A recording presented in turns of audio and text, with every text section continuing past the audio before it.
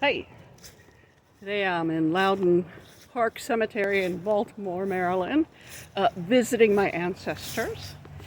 I came out here today just with a small tool in order to be able to trim up a little bit of the tree that's near my grandparents and their parents' gravesite.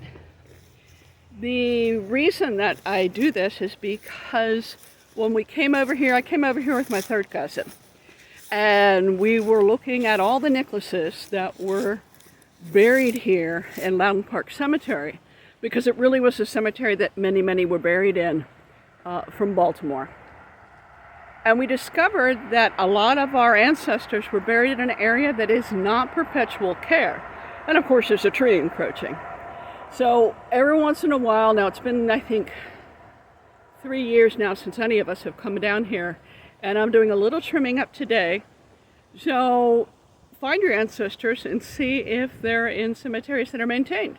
If not, and it's not a bad neighborhood, of course, run on over there and see if you can't lend your ancestors a hand.